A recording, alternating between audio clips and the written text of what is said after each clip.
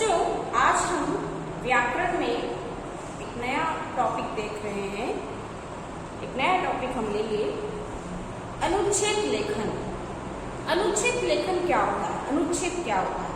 आप जानते हैं पैराग्राफ को अनुच्छेद कहा जाता है। जो अंग्रेजी में पैराग्राफ होता है वही हिंदी में अनुच्छेद हम उसे कहते हैं। मुख्य रूप से अनुच्छेद को निबंध का लघु रूप कहा जाता है। सार गर्भित रूप या लघु रूप, लघु यानी छोटा रूप, निबंध का छोटा रूप। निबंध में कई विस्तार से विषय को विस्तारित किया जाता है, बहुत बड़ा चढ़ा के विषय को लिखा जाता है ना। और यहाँ पर अनुच्छेद में शब्द सीमा होती है, सीमित शब्दों में उसे लिखा जाता है। तो निबंध का लघु रूप हम इसे कह सकते हैं, निबंध का छोटा रूप अनुच्छेद। लेकिन अनुच्छेद लिखते समय हमें कुछ बातों का विशेष ध्यान रखना चाहिए कि आप यदि पैराग्राफ लिख रहे हैं, अनुच्छेद लिख रहे हैं, तो आपको कुछ विशेष बातों का अवश्य ध्यान रखना चाहिए।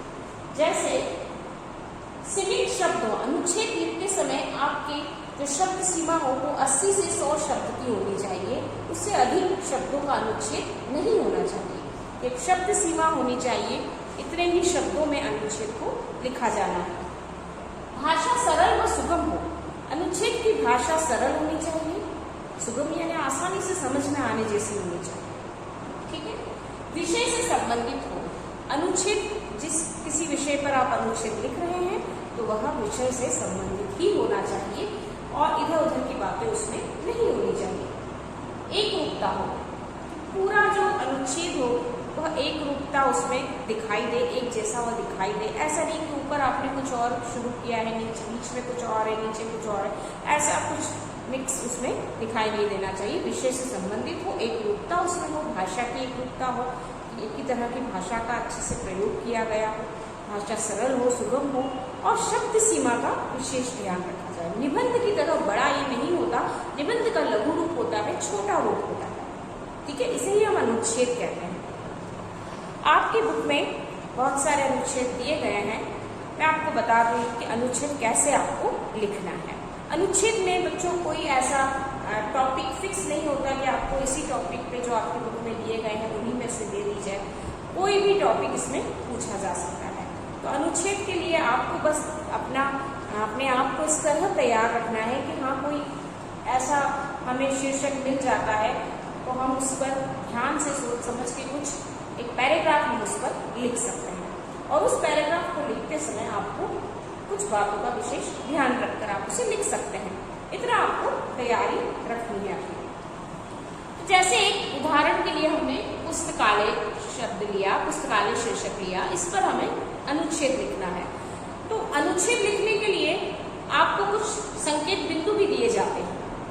जब एग्जाम में अनुच्छेद पूछे जाते हैं तो रूपरेखा या संकेत बिंदु उसमें दिए जाते हैं ताकि उनकी सहायता से, उन पॉइंट्स की सहायता से आप उस अनुच्छेद को लिख सकें। शब्द भाषा आपको अपनी बनानी होगी, है ना, अपनी तरह से भाषा का उपयोग करना है, लेकिन आपको एक वे मिल जाता है कि इस वे पर चलकर आपको पूरा पैराग्राफ तैयार करना है। ठीक है, तो ये तो बहुत आसान हो जाता है हमारे लिए कि यदि हमें वे मिल गया तो हमें कुछ नहीं करना, बस वो पॉइंट्स देखते जाना है और हमें लिखते जाना है। तो यहाँ पर जैसे पुस्तकालय है, अब इसके संकेत बिंदु दिए हैं। संकेत बिंदु के आधार पर किस तरह से हम अनुच्छेद लिख सकते हैं। पुस्तकें मनुष्य की मित्र, पुस्तकों द्वारा ज्ञान मंथन, पुस्तकों का भंडार। पुस्तकालय के बारे में इन 3 बिंदुओं के आधार पर हमें एक अनुच्छेद लिखना है। जैसे हम स्टार्टिंग करेंगे कि पुस्तकें मनुष्य की मित्र होती है। मनुष्य किसी भी एकांत या निर्जन स्थान पर भी एक पुस्तक के साथ एक अच्छा समय अपना बिता सकता है। पुस्तकें हमारी मित्र होती है ना। अकेलेपन में या हम कहीं जाते हैं निर्जन एकांत स्थान पे तो सबसे अच्छी मित्र पुस्तकें ही होती हैं। हम एक बहुत अच्छा समय उनके साथ, बहुत अच्छा समय हम उनके साथ बिता सकते हैं, उनके साथ हम रह सकते हैं। तो ये हमारी मित्र है। पुस्तकों के सहारे ज्ञान का मंथन होता है। पुस्तकों के द्वारा ही हमें बहुत सारा ज्ञान प्राप्त होता है और हम उस ज्ञान को बढ़ाते रहते हैं ना, उस ज्ञान के बारे में सोचते हैं, विचार करते हैं। तो ये पुस्तकों के द्वारा ही संभव हो पाता है। तो पुस्तकों के सहारे ज्ञान का मंथन होता है। पुस्तकें हमारी बुद्धि और समझ को विकसित करती हैं। पुस्तकों के माध्यम से हम एक कक्षा का पाठ्यक्रम पढ़कर दूसरी कक्षा में पहुंचते हैं। पुस्तकों के द्वारा ही आप ये सारी किताबें आप पढ़ते हैं, पढ़ने के बाद ही आप दूसरी कक्षा में पहुंच पाते हैं, है ना। तो पुस्तकें हमारी मित्र होती हैं, हमारे ज्ञान का मंथन करती हैं, हमारी सोच को, हमारी समझ को विकसित करती हैं, उन्हें बढ़ाती हैं, है ना। पुस्तकों के द्वारा ही ये सब संभव होता है।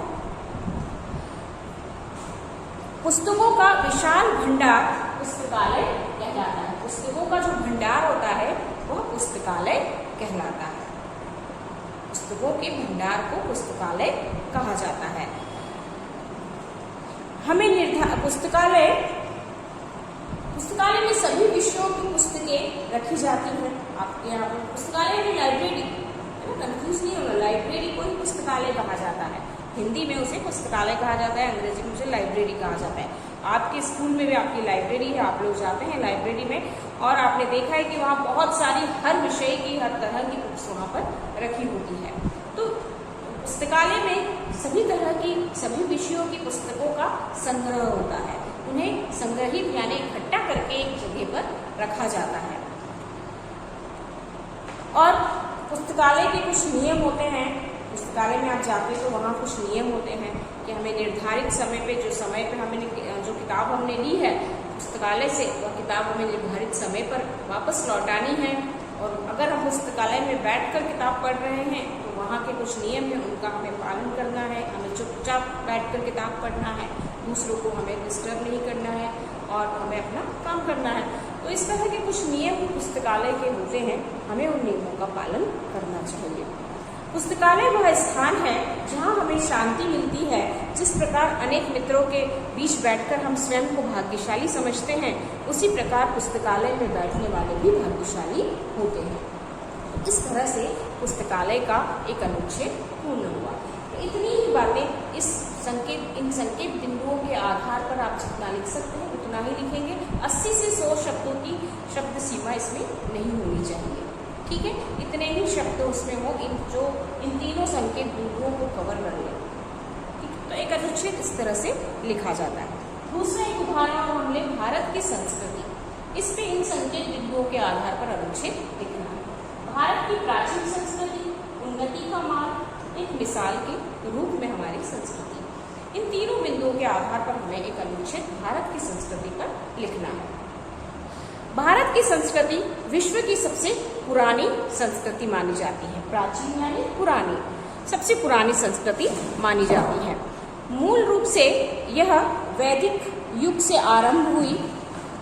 धीरे धीरे समय के साथ इस पर विभिन्न धर्म, संप्रदाय, जाति, मत और आचार विचारों का प्रभाव पड़ता गया। गंभीरता से देखें तो हमें इस संस्कृति की परिपक्वता का ज्ञान होगा। परिपक्वता यानी मैच्योरिटी, कितनी अधिक विकसित हो गई है, कितना विकास इसका हो गया है। इसमें व्यक्ति, परिवार, समाज और विश्व की उन्नति के मार्ग दिखाए गए हैं। हमारे देश की संस्कृति में प्रेम और सहिष्णुता के जो पाठ सिखाए गए हैं वह विश्व के सामने एक मिसाल है, एक उदाहरण है। मिसाल यानी उदाहरण, एक एग्जाम्पल है। वो हमारी संस्कृति सभी पूरी दुनिया के सामने एक एग्जाम्पल है। समन्वय का भाव हमारी विशेषता है। समन्वय का भाव, समन्वय यानी सभी के साथ मिल जाना, मिलजुल कर रहना। इसी के कारण हम नए ज्ञान, भाव और विचारों को संस्कृति का हिस्सा बनाते रहते हैं और पुराने भी उसमें जोड़े रखते हैं। धर्म, आस्था, अध्यात्म और अहिंसा जैसे गुण हमारी संस्कृति के आधार हैं। तो इस तरह से इन बिंदुओं के आधार पर हमारा अनुच्छेद पूर्ण हुआ। तो ये इन बिंदुओं की सहायता से ही आपको अनुच्छेद लिखना है। इन बातों का आपको ध्यान रखना है। 2 अनुच्छेद मैंने आपको यहाँ उदाहरण के रूप में बताए हैं और बाकी के आप अपने खुद स्वयं लिखेंगे। मैं आपको बता रही हूँ कॉपी में कौन कौन से अनुच्छेद लिखना है, तो आप उन अनुच्छेद को खुद स्वयं से लिखेंगे और उसका अभ्यास करेंगे। तो बच्चों, इन 2 अनुच्छेद पर आपको अपनी कॉपी में लिखना है, दोनों अनुच्छेद के बारे में। पहला है राष्ट्रीय एकता। संकेत बिंदु है राष्ट्र की एकता, समान धर्म, राष्ट्रीय एकता की अखंडता। तो इन तीनों बिंदुओं को ध्यान में रखकर आपको अनुच्छेद लिखना है।